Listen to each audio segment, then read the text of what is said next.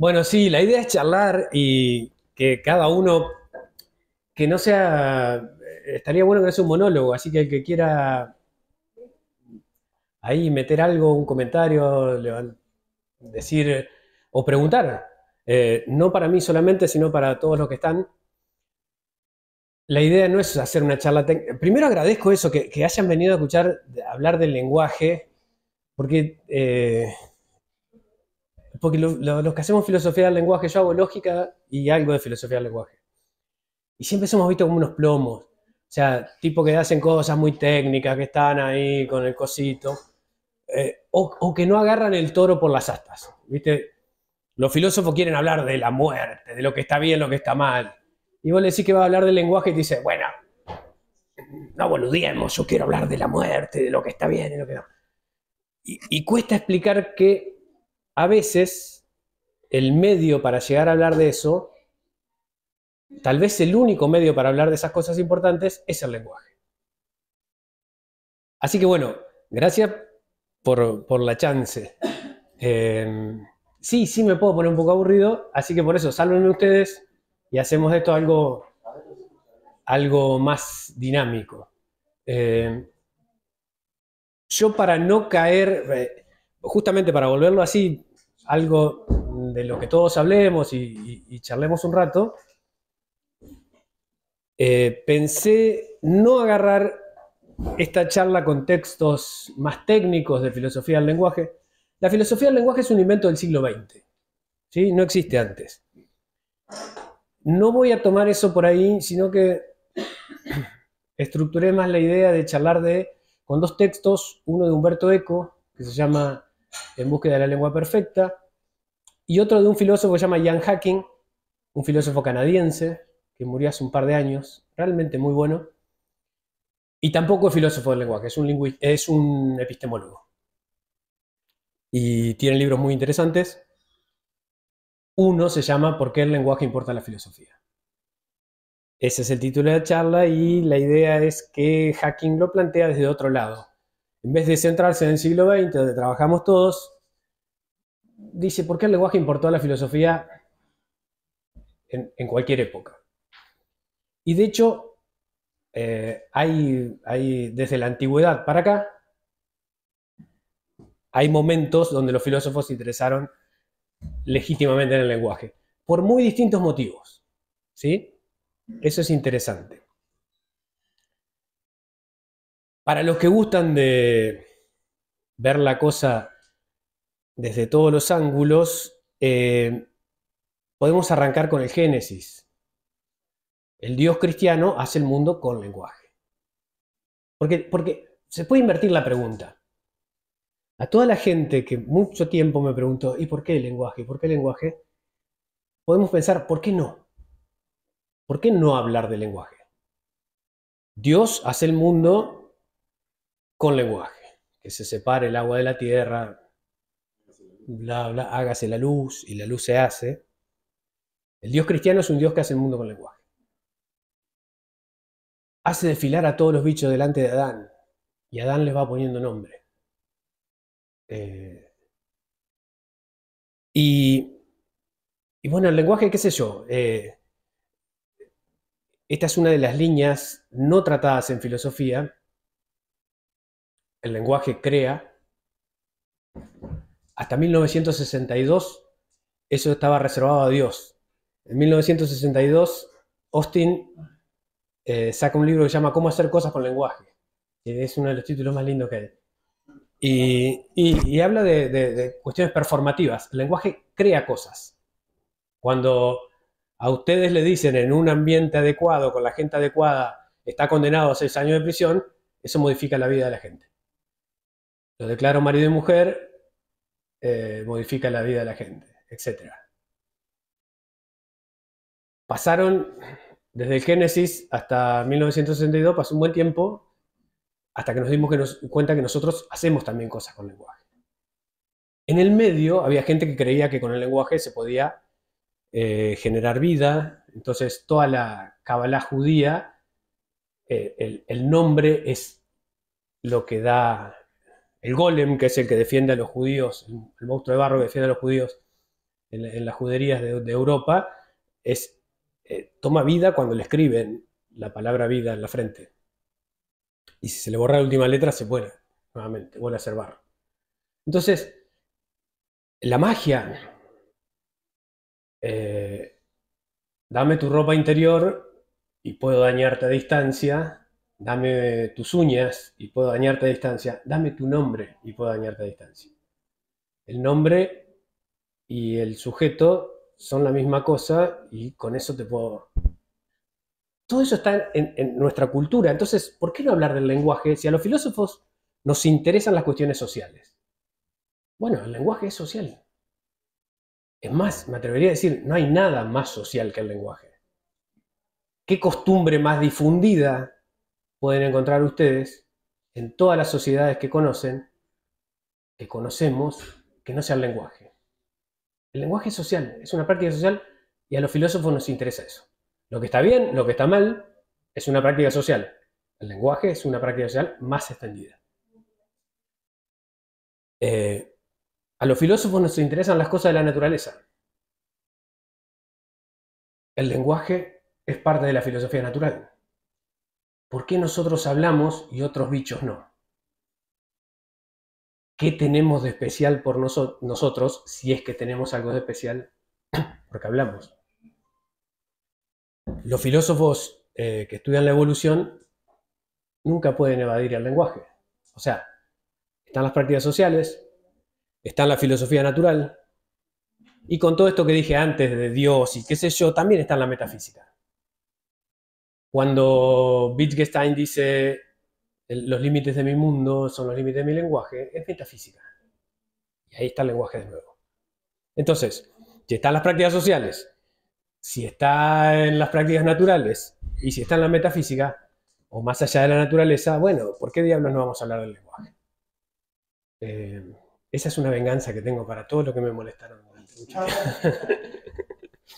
tiempo. Así que sí,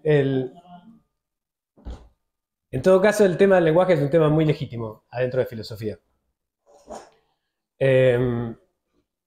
Invertir la pregunta, preguntarse por qué no, nos da buenas razones para pensar que sí.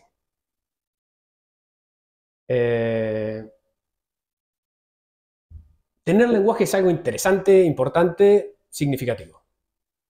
¿Sí? Odín se clava un árbol 9 días para que le den la sabiduría cósmica y en el pack premium de sabiduría cósmica viene el lenguaje. Y el tipo se saca un ojo y se lo da para pagar eso. O sea, costó un ojo de la cara. Así que los filósofos tenemos buenas razones para dedicarnos al lenguaje. Ese es el primer punto.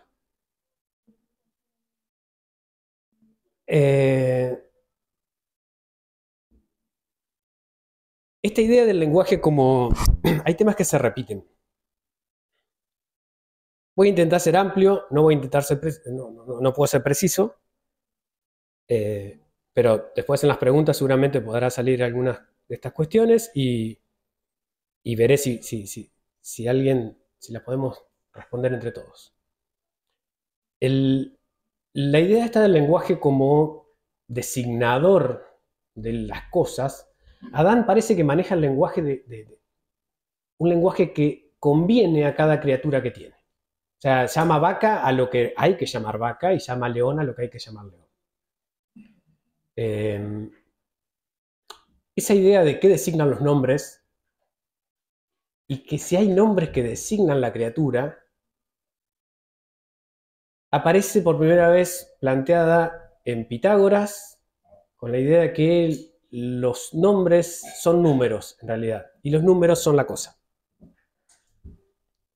Es una idea mágica o mística o algo parecido a eso. Nos cuesta entenderla a esta altura. Pero en el Cratilo de Platón aparece por primera vez planteada dentro de la filosofía occidental de manera clara. Ahí aparece Cratilo, es un tipo que sostiene que los nombres designan exactamente lo que tienen que designar y si no lo designaran sería una mala designación y se perdería, sería falsa. Borges dice en un poema, si como dice el griego en el cratilo, el nombre es arquetipo de la cosa, en las letras de rosa está la rosa y todo el Nilo en la palabra Nilo.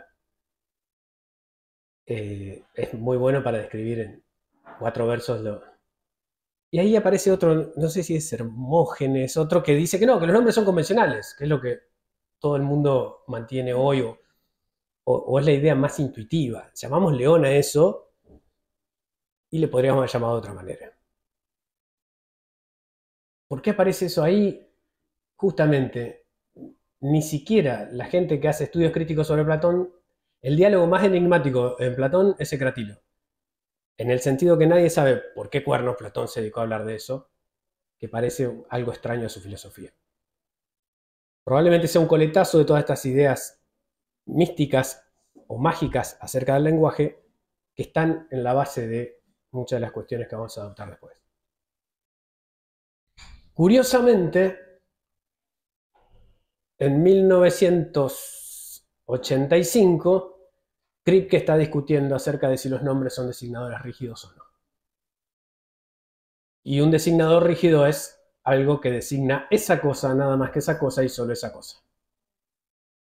De ahí se sigue una postura filosófica que se llama esencialismo. Si el nombre designa una cosa y esa cosa engancha con el nombre, es porque esas cosas tienen ciertas cuestiones que le hacen ser esa cosa y no otra. Esos son esencias y los nombres captan las esencias.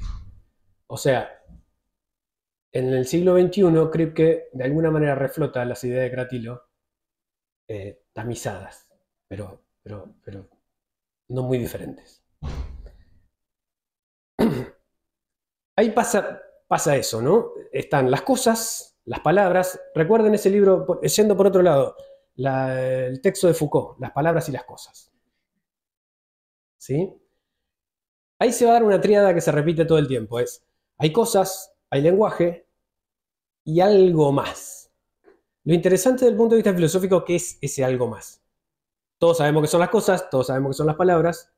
¿Qué es esa otra cosa? O sea, está la palabra león, está el león, ¿y lo otro qué sería? ¿Qué les parece? Quizás el interpretante. Podemos ir a ofrecer una trinidad. Perfecto. Hay un interpretante. ¿Y el interpretante qué hace? Esa es la pregunta del millón, porque eso es lo que ha ido variando más. Para los estoicos, el interpretante capta algo que se llama lectón, que es el significado de la palabra. Para Aristóteles capta un concepto. Entonces el triángulo es palabra, cosa, concepto. Palabra, cosa, lectón. Lo que queda en ese tercer vértice del triángulo es lo interesante. ¿Qué va a pasar ahí? Ese triángulo semántico. La semántica es la disciplina que junta, para los que están haciendo lógica lo tienen que saber. La palabra que, y lo que hicieron también. La semántica junta palabras con significados. Signos con algo que no es signo. Bueno, ese no signo, ¿qué es? Esa es la gran pregunta que ha circulado con la filosofía del lenguaje o cuando los filósofos se dedicaron al lenguaje. Para Aristóteles son los conceptos. Para Platón son las ideas.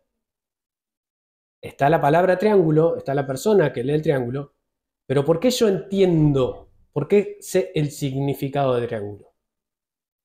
Porque alguna vez la idea de triángulo, todo lo que yo veo que significa triángulo participa de la idea de triángulo. Eso se llama realismo. Los significados conectan con algo que está allá arriba. Algo que va... Para Aristóteles, los significados no conectan con algo que está allá arriba, conectan con algo que está en tu cabeza. Un concepto. ¿Cómo formas los conceptos?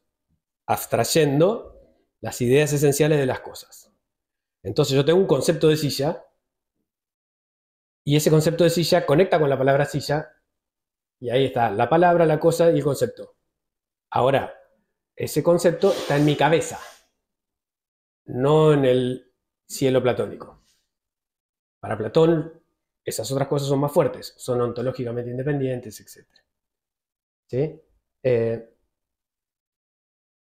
Esto es interesante, se plantea. Ya los estoicos proponen una solución, el lecton,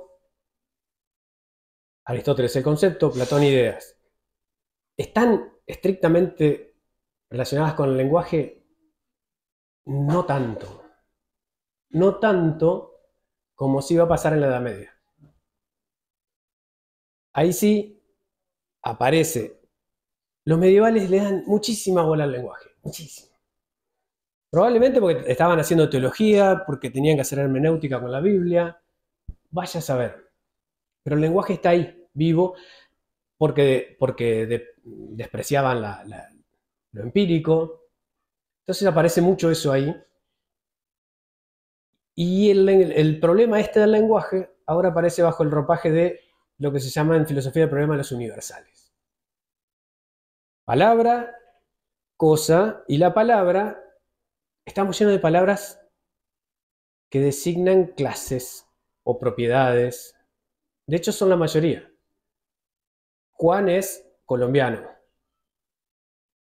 Mi abrigo es rojo, el auto es azul. ¿Qué designa azul, rojo, colombiano? ¿Qué creen ustedes? Propiedades. Propiedades. ¿Y dónde están las propiedades o qué son las propiedades? Cosas. Respuesta aristotélica. La propiedad está en la cosa. Vos abstraés. Ese banco es negro. Vos abstraés la negritud y están en ese concepto. Volvemos a esa idea. Una idea ontológica más fuerte es eso es negro porque participa del concepto de negro que no está en mi cabeza, sino que está allá arriba. Cuando nosotros estemos muertos y nadie quede acá, va a seguir existiendo el concepto de negro, va a seguir existiendo el número 2, va a seguir existiendo la bondad. Lo que es bueno participa de la bondad. Eso es Platón, que siempre parece ridículo hasta que lo empezás a pensar en esos términos. ¿Cómo sabés que algo es negro? Vamos a ponerlo así. Y si están las condiciones sociales, digamos. Eso es un... Bien, ese es un buen punto. Son convenciones sociales. ¿Sí? Que esto es sólido.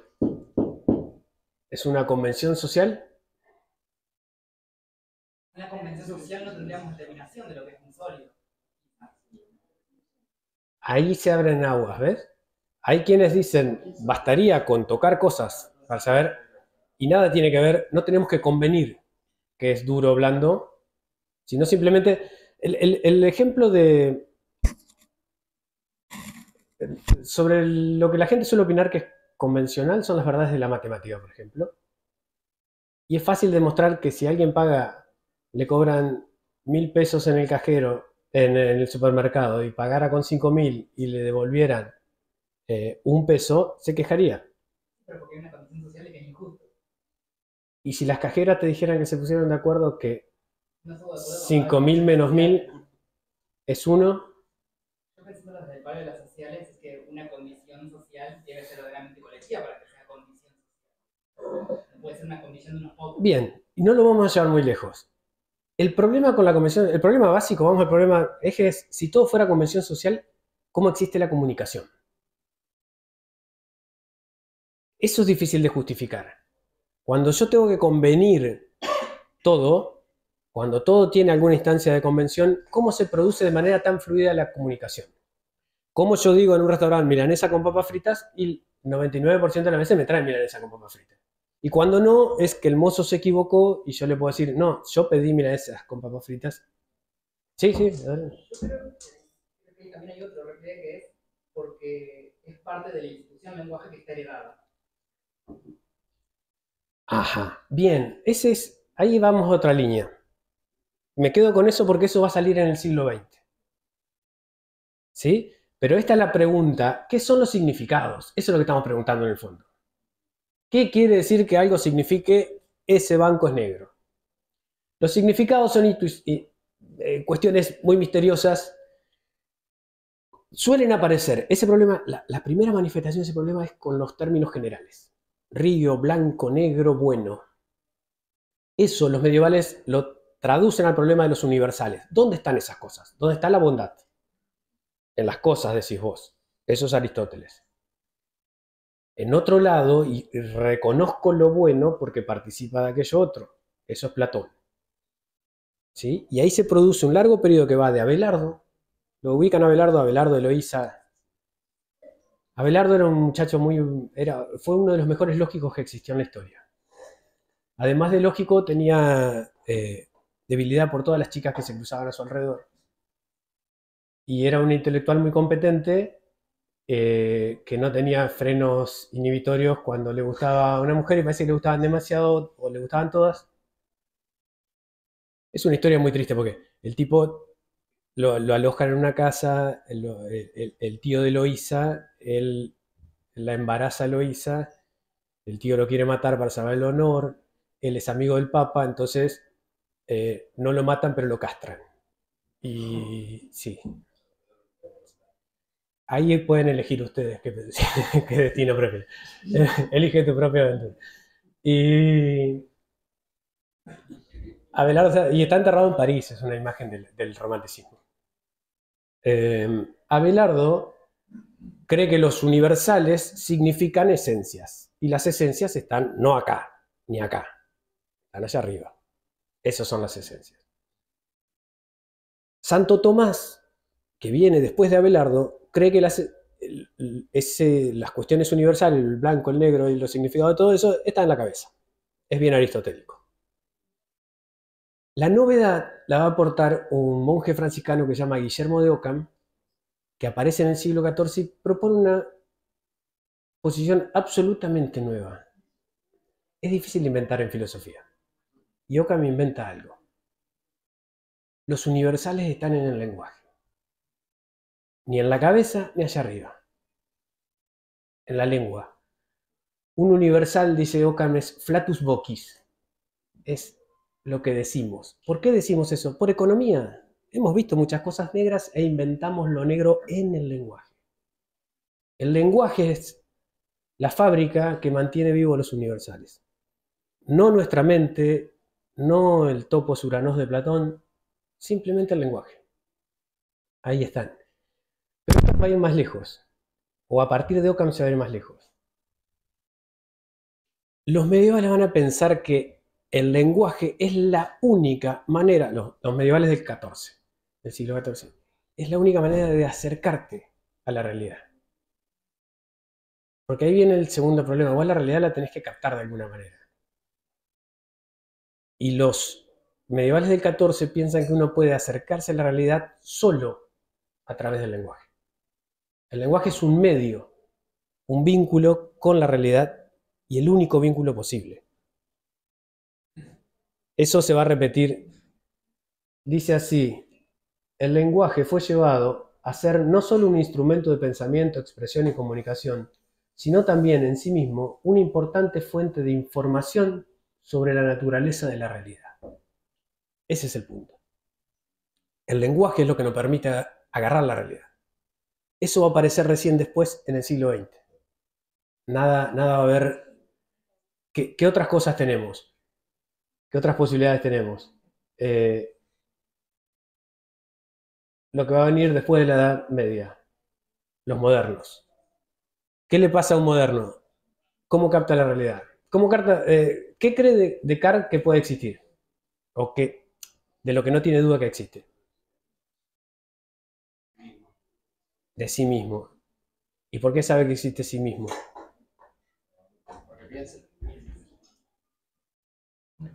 Ahí viene otra cosa, la idea. Y para todos los modernos, el lenguaje es una porquería, para decirlo de una manera clara. Pasen. Para los modernos el lenguaje es una porquería. Lo que tengo yo de claro son ideas. ¿Qué es la idea? No se puede explicar qué es una idea. Una idea, o sea, es una idea tan clara que no le podés explicar con otra idea más clara que es una idea. Pero más o menos es algún tipo de imagen que tenés en la cabeza. Si esa imagen es tan clara, si con esa imagen llego a las cosas, si con esa imagen llego a saber que soy, si con esa imagen puedo acuñar mis primeras certezas, el lenguaje en ese contexto es algo que oscurece. El lenguaje no está bueno.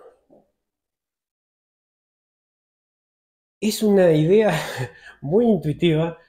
Yo me acuerdo de esos alumnos en la mesa de examen que dicen, yo lo sé, pero no puedo decirlo. Bueno, y Agustín, en la Edad Media, dice, lo sé y no puedo expresarlo. Es la idea que el pensamiento es claro y el lenguaje lo oscurece. Es una idea muy intuitiva porque se sigue repitiendo en las mesas de exámenes y Agustín lo sacó de... decían, eso se cristaliza históricamente en la lógica de Port Royal, que es 1600 más o menos. Port Royal transcurre entre Londres y Edimburgo. Y dice, no tenemos conocimiento de lo que está fuera de nosotros, salvo por mediación de ideas que están dentro de nosotros. El ego cartesiano dicta el marco. El ego capaz de contemplar lo que está dentro de nosotros. El ego que es capaz de contemplar lo que está dentro de nosotros. Existen algunos objetos que podemos contemplar sin quedar lógicamente comprometidos a admitir la existencia de algo que no sea el ego. Tales objetos son las ideas. Existo yo y existen las ideas. Y puedo saber de mí incluso por las ideas. Y de lo único que no puedo dudar son esas dos cosas. Cuando no puedes dudar esas dos cosas, pasa esto, ¿no? El lenguaje se vuelve como algo oscuro, algo que te... Y un representante de eso es el obispo Berkeley. Berkeley dice, en el Tratado sobre el Entendimiento Humano, dice, en tanto límite mis pensamientos a mis propias ideas, despojada de palabras, no veo cómo puedo equivocarme con facilidad. Los objetos que concibo los conozco clara y adecuadamente. No puedo engañarme pensando que tengo una idea que no tengo. Y eso es muy intuitivo. No puedo pensar que tengo una idea que no tengo. En ese contexto, el lenguaje es eso que oscurece. Vos llegás al mundo a través de las ideas y el lenguaje se interpone. El esfuerzo por conocer es el esfuerzo por aclarar, poder hacer llegar esas ideas de la manera más clara posible al lenguaje. ¿Sí?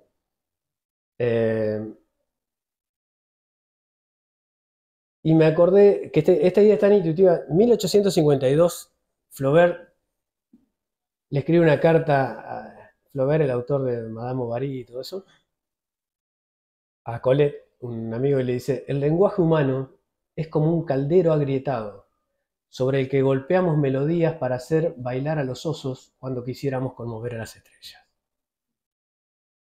Esta idea es la que está ahí detrás. El lenguaje es un elemento defectuoso. Fíjense qué diverso que es respecto del de Occam. Para Occam, el lenguaje es la única manera de llegar a la realidad. Y para toda la modernidad es lo que te impide llegar a la realidad. Es lo que te oscurece el contactarte con la realidad. Lo de Occam podría verse como lo que se llama giro semántico. ¿Qué pasa en la modernidad? ¿Qué es esto? ¿Eh? No, lo amplié. ¿Qué pasa en la modernidad? Sí, no me conoce. En la modernidad lo que tengo yo es un sujeto. Está el mundo. Cuando yo quiero conocer el mundo impacta en mí. Yo genero una idea. Esa idea es la que representa la realidad que ha golpeado en mí. Para saber qué es el mundo, tengo que estudiar esa idea. Por eso los modernos, cuando lean o le toque moderna, para lo que no han hecho, lo que vayan a hacer, o lean un libro de algún filósofo moderno, por eso están tan interesados en la teoría del conocimiento. Porque lo que quieren saber es cómo cuerno se formó esa idea. ¿Qué es lo que tienen que estudiar para saber cómo es el mundo? El mundo está mediado por esa idea, el mundo me golpea, me afecta por mis sentidos, Y ahí está Locke que dice, me golpea y genera todo lo que yo tengo adentro. Y está Descartes que dice, no, no, no, yo ya tengo algunas ideas. Y ese es el filtro que tengo con respecto al mundo que me golpea. Que me golpea, digo, suena medio, medio trágico. La idea el mundo me afecta, yo soy un sujeto pasivo ante el mundo. Eso va a cambiar recién con Kant. ¿Sí? Entonces, yo recibo eso, esa idea se genera. La pregunta de la modernidad es cómo se genera esa idea. Lo que viene ahí es Kant. Y Kant agarra, intenta salvar ese barco que se está hundiendo y lo hace con bastante éxito porque se generan 180.000 neokantianos en todo el planeta. ¿Mm? Algunos andan por acá. Siempre hay uno. Siempre hay un neokantiano. Pero hay un cura checoslovaco que se llama Franz Bolzano. Y Bolzano dice, ya se hundió el barco. Desde 1500 que estamos queriendo encontrar cómo se forma esa idea. Cómo se contacta el mundo a través de la idea conmigo. ¿Por qué no saco eso de las ideas? Lo tiro y veo cómo se contacta la palabra árbol con el árbol. Y no la idea de árbol que se generó en mí a través del mundo con el árbol real. A eso se llama giro semántico. Bolzano propone eso. Saquemos la cabeza, saquemos la idea y conectemos la palabra árbol con el árbol. ¿Por qué? Porque el otro fracasó. Esa es la respuesta que da. Lo otro se fue a pique. No lo subimos ya. Listo. Abandonemos. Es como alguien que se divorcia antes de agarrarse a piña. Ya está. Se fue. Listo. Dejemos esto. Lo dice así. Ya está. Esto no funcionó. Abandonemos ahora que podemos. Y hay un señor alemán insoportablemente fastidioso, insoportablemente molesto, mal llevado, etc., que se llama Frege, que es el refundador de la lógica, y que agarra esa idea y dice, ahí está, voy a sacarle a la lógica toda la grasa psicológica. Le escribe una carta a un amigo. Y que dice, voy a separar, el problema que hemos tenido es meter psicología donde no había psicología, donde solo hay semántica. Veamos cómo se conectan las palabras con las cosas. No, la psicología se la dejamos a los psicólogos, a los neurólogos. Lo que a nosotros nos interesa es cómo se conecta el lenguaje con los objetos. Frege era matemático. O sea que los objetos que estaban manejando no eran solamente una computadora, una mesa, sino un triángulo equilátero, una función cuadrática, etc. En esa idea le salta, después que se corre un poquito de la matemática, a Frege le surge la idea de qué son los significados. Nuevamente vuelve a aparecer esa idea. Y ahora, despojada de psicología, y en un momento donde Frege estaba generando una nueva lógica, donde toda la semántica era extensional, o sea, cada elemento del lenguaje señalaba un objeto, se le aparece el problema de qué son los significados. Y Frege se va a poner un poco platónico y va a decir, los significados son algo que se hereda de generación en generación. La palabra luna genera en cada una de nuestras cabezas una idea distinta. Eso es psicología. Alguno asociará la luna con un momento romántico, otro con una tristeza infinita, otro con su infancia, vaya a saber. Eso no es el significado. El significado es algo que se hereda de generación en generación. Todos sabemos qué significan todas las expresiones de nuestro lenguaje. No hay ningún hablante competente, y todos lo somos, que pueda desconocer el significado de una palabra, el significado de una expresión.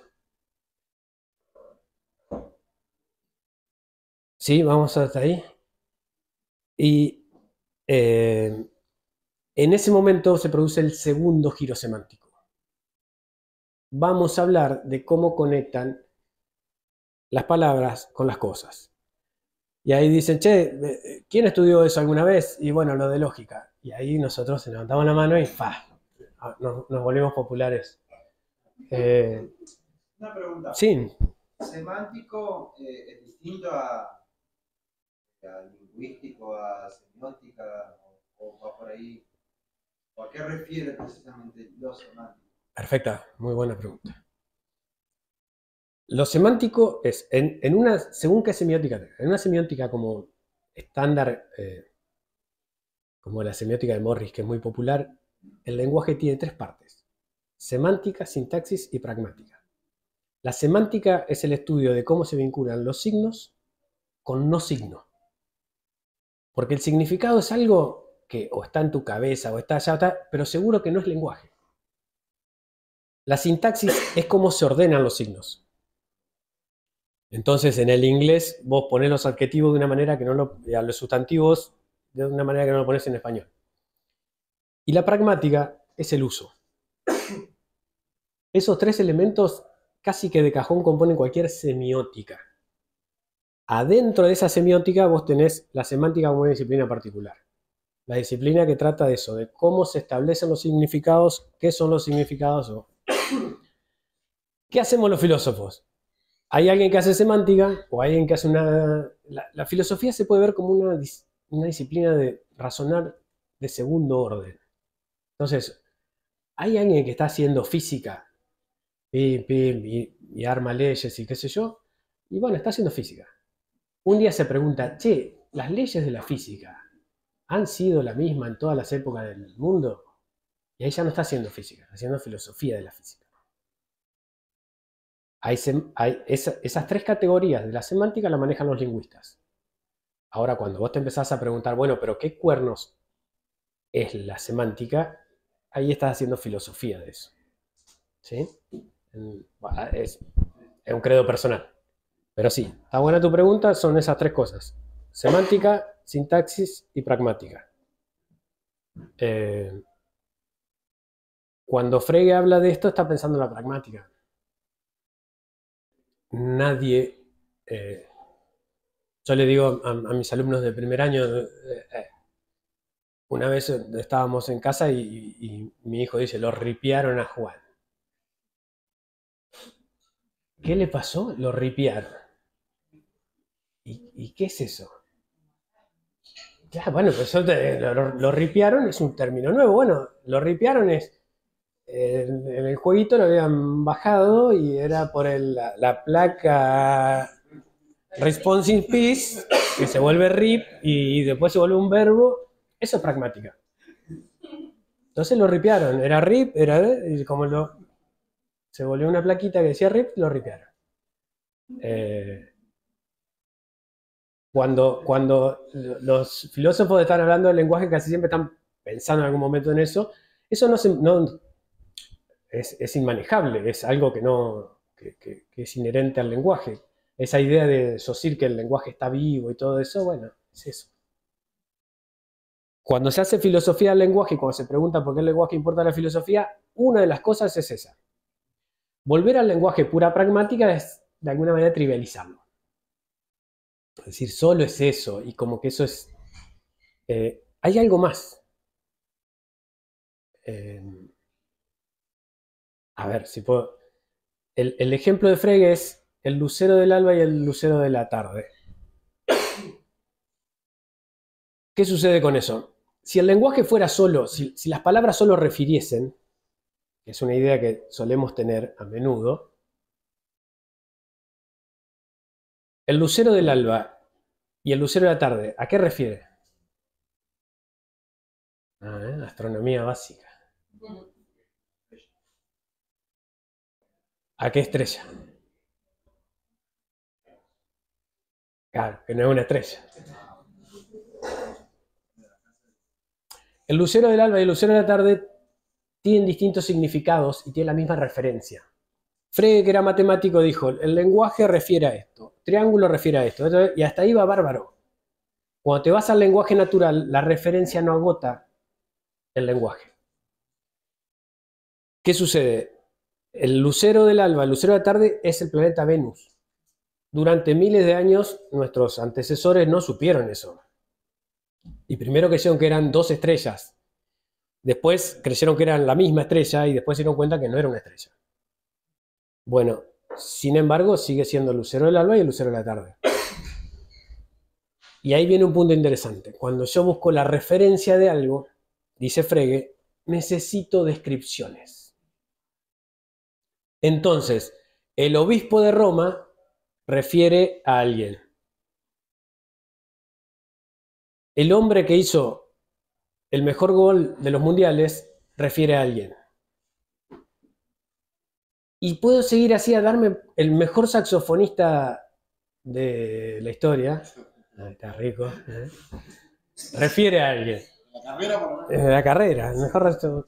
Y así, hasta que Frege dice, en el fondo, nunca puedo llegar a la referencia si no tengo esa información que me da el sentido. Y ahí articula dos cosas. Existe el sentido y existe la referencia.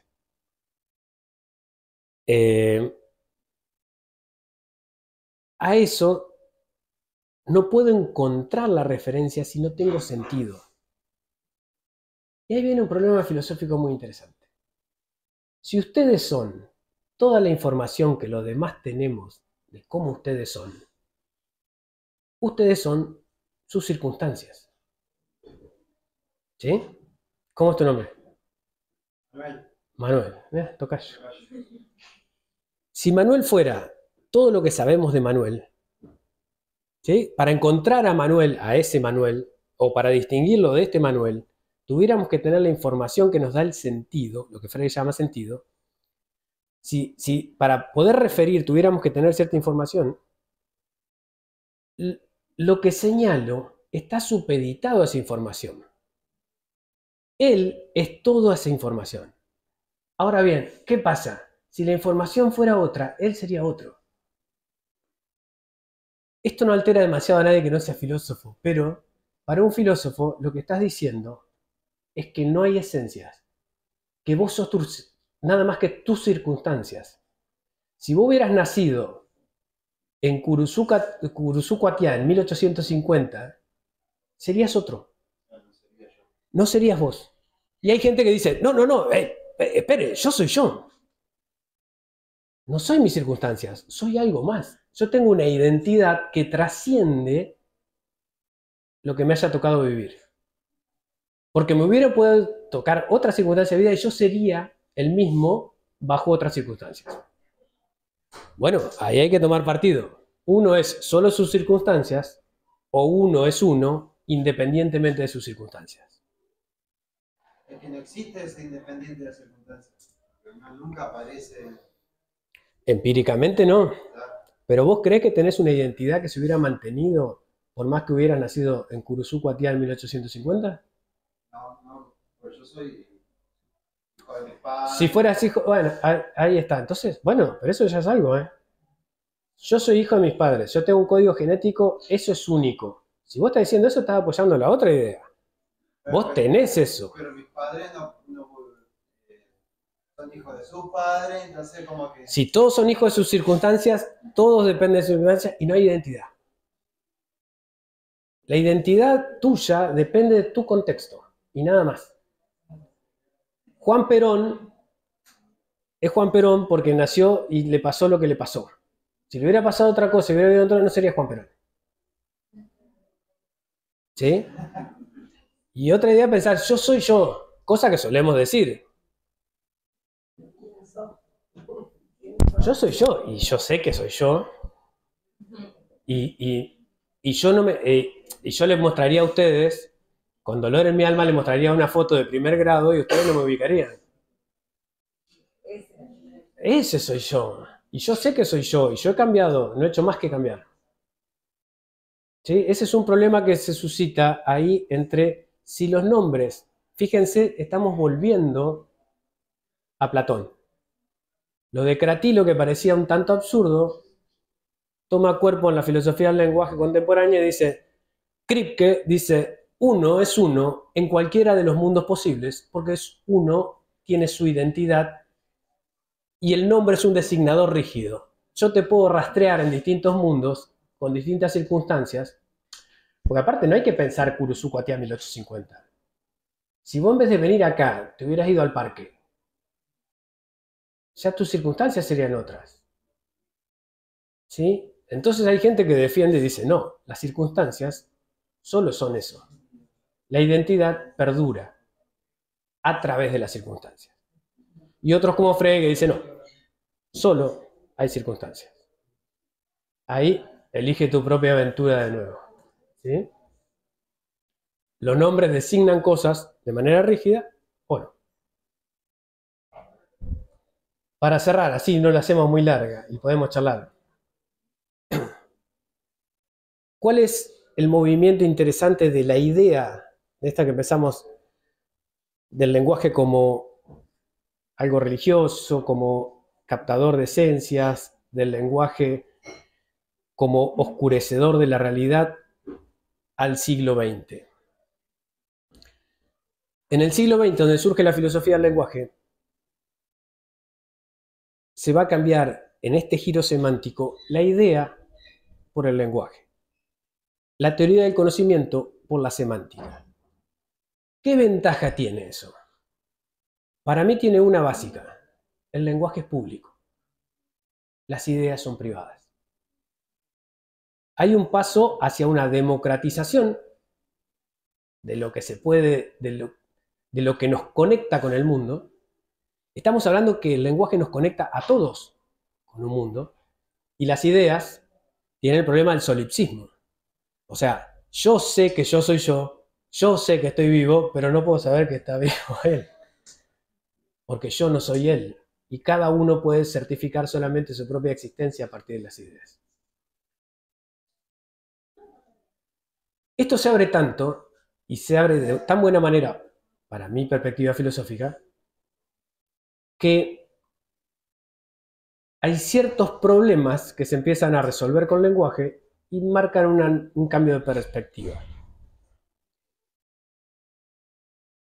Cuando a alguien le duele la muela, ¿los demás saben cómo te duele la muela?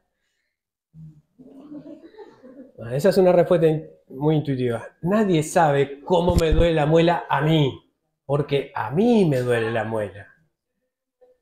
Ese es un argumento muy pegado a las ideas.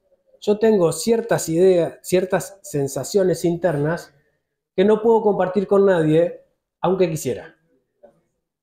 Nadie sabe realmente cómo yo me siento cuando a mí me duele mi muela. ¿Sí? Wittgenstein va a dar un argumento muy interesante en contra de esa idea. Me gustaría cerrar con esto.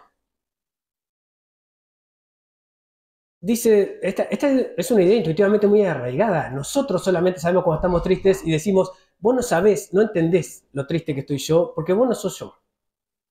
Solo yo puedo saber el tamaño de mi tristeza. Solo yo puedo saber cómo me duele la muela y yo sé lo que es sentir la acidez que siento después que me comí ese osobuco de... ¿Sí? Entonces, ese es el lenguaje de las sensaciones privadas. Dice Wittgenstein, para que eso fuera cierto, debiéramos haber nacido y en algún momento de nuestro aprendizaje del lenguaje empezar a bautizar todas las cosas.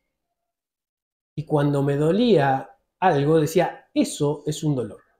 A eso yo lo llamaré dolor. A esto yo lo llamaré sólido. Así, y bautizar todo, y cuando tuvieras tu primer dolor de muela dirías, ahí está, este es mi primer dolor de muela. Pero eso no sucede así. Sucede que vos te criás en una comunidad donde ves a un tío que le duele la muela, a un hermano que le duele la muela, y vas aprendiendo cómo se usa la expresión dolor de muelas. Y el día que llega, el maldito día en que te duele la muela, vos lo que decís es, me duele la muela, y lo que estás haciendo es agarrando algo que ya tenías, una herramienta pública que te generó la comunidad, donde vos aprendiste el lenguaje y donde vos colaborás para modificarlo, para decir, me duele la muela. La idea del lenguaje como contacto con la realidad es tan rica en ese aspecto que incluso se puede refutar la idea de que tengo sensaciones privadas. Porque para tener sensaciones privadas tendría que tener un lenguaje privado. Y como ese lenguaje privado no existe, tampoco existen esas sensaciones privadas, no en el sentido que no te duele la muela, sino en el sentido que cuando vos decís que te duele la muela, decís algo que ya han dicho otros y que vos aprendiste a manejar de ahí. Esa idea del lenguaje como contacto con la realidad y como contacto social con la realidad es muy interesante.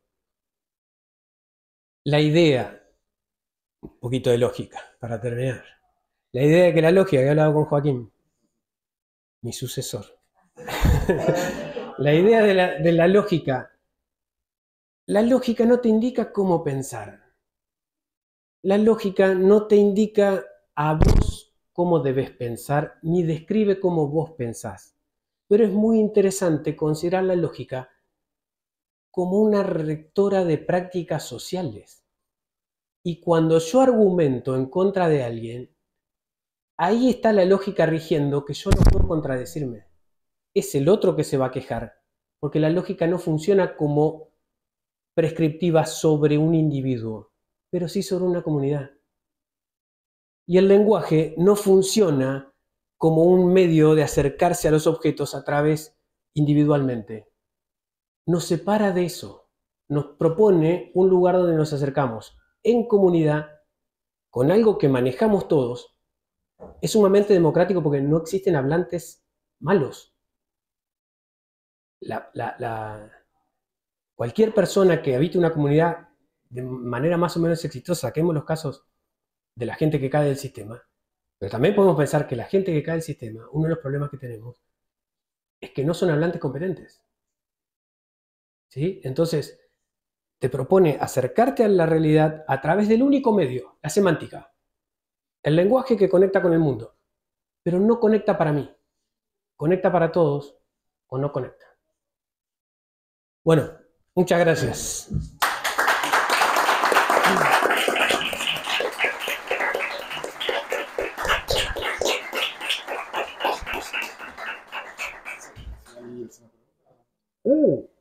¿Alguien quiere hacer alguna pregunta? Charlemos ahora, claro. Lo tenemos por unos minutos más. Pero sí, charlemos. Charlemos, sí. Esto fue sumamente amplio, sumamente vago y nada más es... Una pregunta sobre el futuro del lenguaje. Bueno, desde el punto de vista... bueno, eso es interesante, ¿no?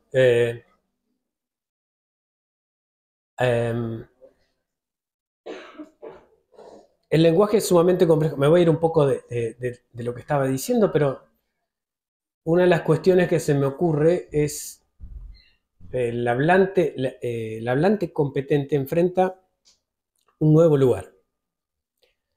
Ayer hablábamos con Pame de eso, de un amigo que nos decía que en el WhatsApp uno pone el tono. ¿Viste? El otro te dice... no voy mañana, y vos le ves como, no voy mañana. Me dijiste enojado. O claro, o no puedo ir mañana. Eso lo pones vos. Bueno, ahí hay una nueva etapa de la comunicación. Nosotros estamos acostumbrados a hablar con esos tonos. Se ha acelerado mucho la parte de la pragmática, la cantidad de neologismos que aparecen en los teléfonos. Pero nada nuevo, o sea, en algún momento Don Quixote era Don Quixote y después fue Don Quijote. Y te explicarán que porque los vascos hicieron esto y qué sé yo, bueno, se fue la X, vino la J. El lenguaje está condenado a mutar, como nosotros estamos condenados a mutar. Lo que yo veo en las redes de más interesante es ese nuevo tipo de vínculo con alguien que no te está escuchando, en el sentido... No quiero ser así psicológico. No te está escuchando, no capta tus tonos. Estás hablando con alguien y no sabes quién es. Hay un montón de cosas muy interesantes. Hay un experimento de unos franceses en el 78, 80 y pico, de gente que cree que habla con un psicólogo y habla con una máquina muy pobre que solo dice sí, no, y te pone tu afirmación, le pone una pregunta. Entonces la gente agarra el teléfono y dice, hola, quiero hablar con un psicólogo. Sí. Estoy enojado. ¿Estás enojado? Sí. Mi vieja me hizo tal cosa. ¿Tu mamá? Sí. Es una hija. Y hay conversaciones solo llevadas a cabo por algo sintáctico. Calculemos ahora que acá parece que... Como del gol, están diciendo, che, eso es bien tal cosa, sí puede ser que parezcan tal y tal por ese autor que ya nombraste. Ahí ya iba, ese es el punto. Todos esos bichos que se van complejizando siguen siendo sintácticos. Si hay algo, cuando hablas con una inteligencia artificial, es que no son semánticos. No otorgan sentido a lo que están diciendo. Es algo que todavía no pueden hacer. Van complejizando la sintaxis y van sacando más información de más lados de manera más veloz, pero si vos le preguntás, ¿entendés el sentido de lo que dijiste? Te dirían que no. Si entendieran el sentido de la pregunta, ¿entendés el sentido? ¿Va a afectar el lenguaje? No lo sabemos. ¿Y las ideas? Yo creo que las ideas no son más que el lenguaje. Esa idea wittgensteiniana de los límites de mi mundo son los límites de mi lenguaje. Puedo pensar más allá de lo que puedo decir. Esa es una fantasía moderna. Mi mente va más allá, pero mi lenguaje no llega. Y lo que te van a decir los filósofos del siglo XX es, ¿por qué postular que existe algo más allá de lo que puedes decir, que vos no podés decir, pero decís que existe? Sí. Yo creo que también me pregunto él hasta dónde es lenguaje. ¿Es lenguaje solo lo que es palabra? ¿Pasa a ser un lenguaje de la imagen, el signo? ¿Sigue siendo lenguaje? ¿El arte dónde entra? ¿Cómo De acuerdo, yo hablé en un sentido muy restringido del lenguaje. El lenguaje se puede ver como algo bastante más amplio y ahí ya es cuestión de los lingüistas, ¿no? Pero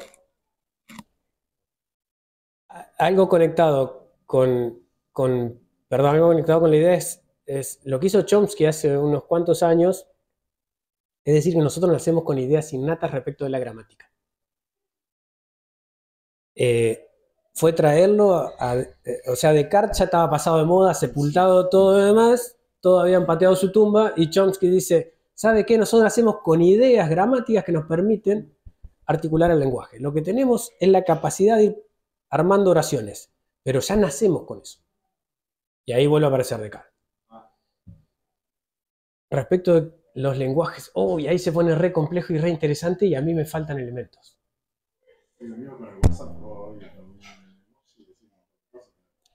Pero yo lo inscribiría dentro del lenguaje. Una persona que me salteé es Otto Neurath. El Círculo de Viena aparece, y me voy a tomar el tiempo para reivindicarlo. Porque a mí me gusta el Círculo de Viena y todos me putean. Hasta algún día escuché a alguien dijo que eran nazis. El 80% eran judíos y el 100% eran socialistas. O sea, no había posibilidad, no había chance. Bueno, una vez escuché eso en Santa Fe.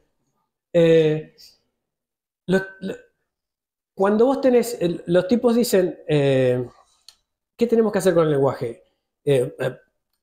Una pregunta genial. ¿Por qué la filosofía no progresa?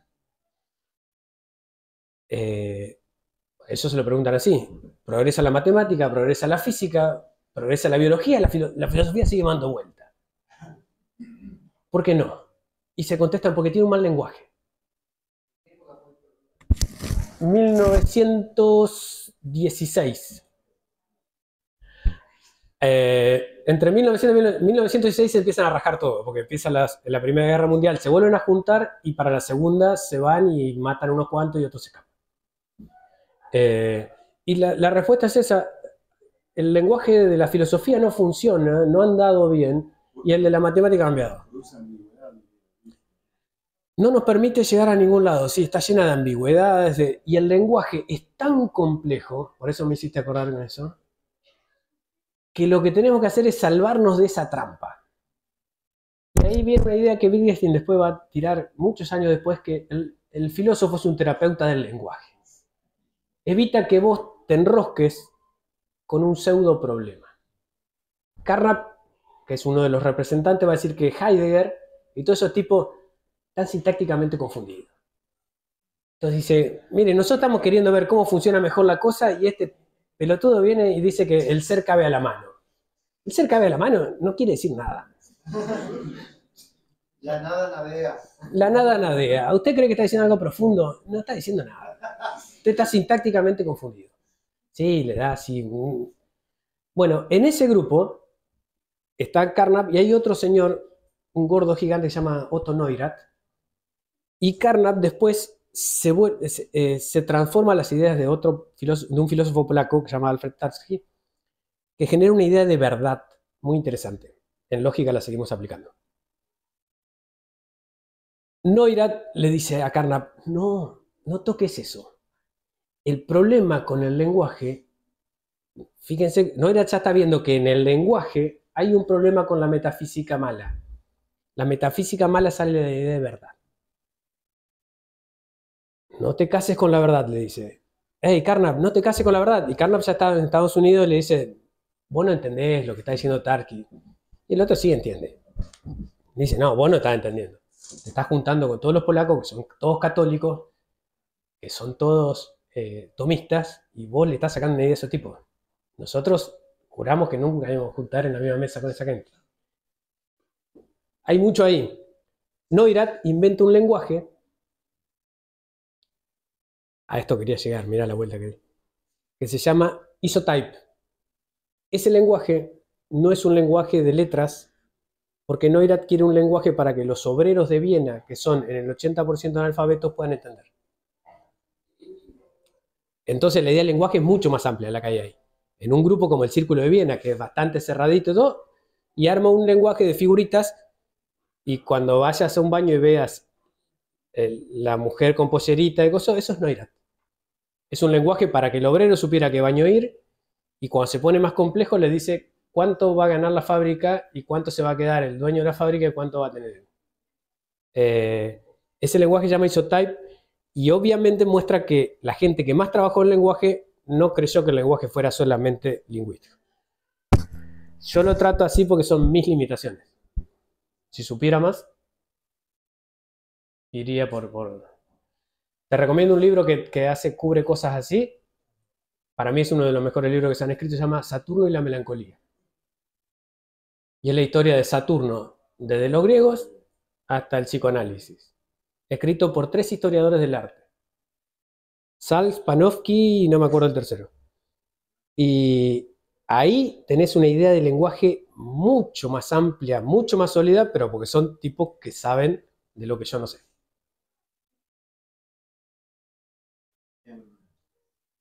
Bueno, también se me hace un poco difícil formular la pregunta, pero no, un poco quería expresar una mezcla entre lo que yo ya traigo de antes y lo que me surge con lo que decís.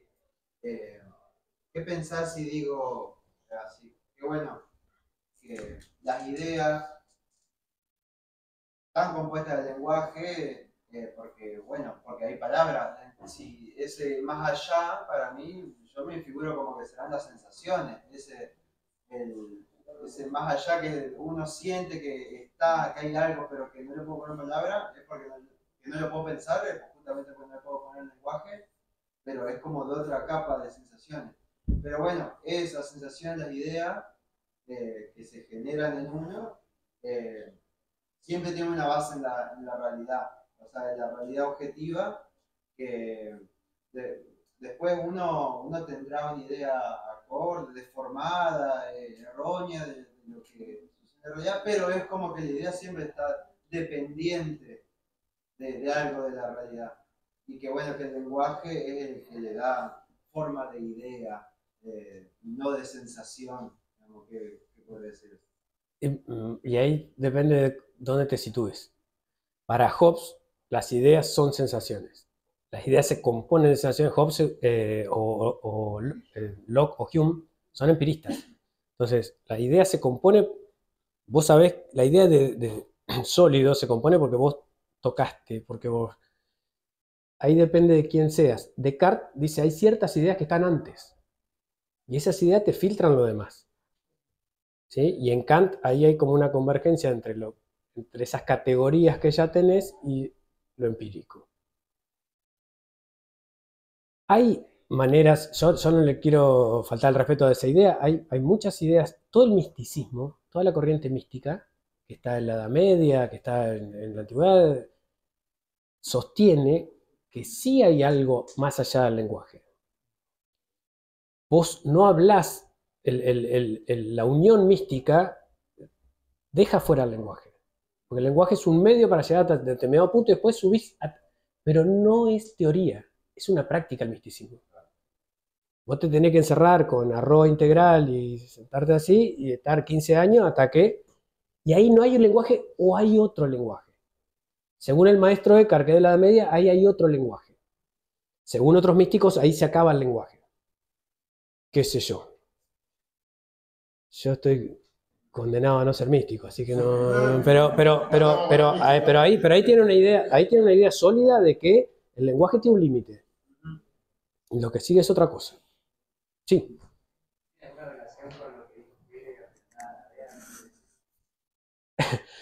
Ahí ves cómo lo toma. En Heidegger el lenguaje es muy importante. ¿Sí? El ser habita en el lenguaje. Fíjense todo lo que está en el siglo XX. Esto es consejo sobre todo para los que están estudiando filosofía. No te podés zafar del lenguaje. Para Heidegger, que es un filósofo continental, el ser habita en el lenguaje. Para Lacan, que es un psicólogo, la identidad se implementa en el lenguaje.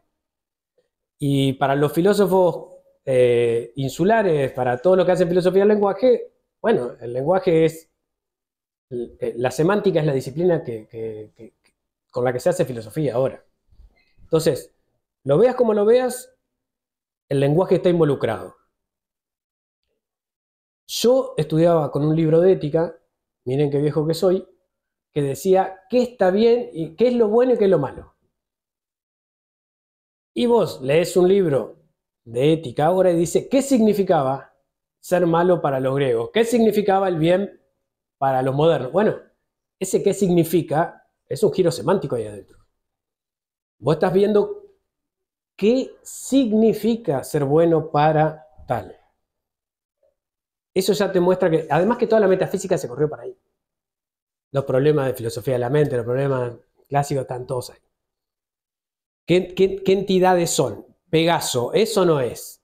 Bueno, los nombres refieren o no refieren, es la misma pregunta. Sí. Digo en cuanto a lo poético también, porque la idea puede ser como algo bastante abstracto y al hacer filosofía como que se pierde punto, digamos, y no significa nada. Para Carnap no significaba nada. Para Carnap justamente... Lo que pasa es que Carnap, el problema serio es ese, la filosofía debiera haber avanzado. Pero hay mucha gente que cree que no, que la filosofía debiera seguir más o menos ciertos problemas y en esos problemas no hay avance. Para Carnap sí, porque Carnap pensaba que, todo el círculo de Viena pensaba que el mundo estaba jodido porque no habíamos avanzado éticamente, por ejemplo. Y para que avancemos éticamente, los filósofos teníamos que haber hecho algo. Y para que los filósofos hagamos algo, teníamos que tener un mejor lenguaje. Entonces estaba todo encadenado, pero para un socialista, seguir dando vueltas sobre los mismos problemas y no pensar que la humanidad se mueve, para cualquier idealismo, no pensar que esto es algún tipo de camino de desarrollo, es raro. ¿Sí? Entonces, ¿debiera progresar la filosofía? Esa es otra pregunta. Los del círculo de Viena dirían sí, porque está todo choto. Entonces, sí, si los filósofos hubieran hecho mejor las cosas, no estaríamos tan mal.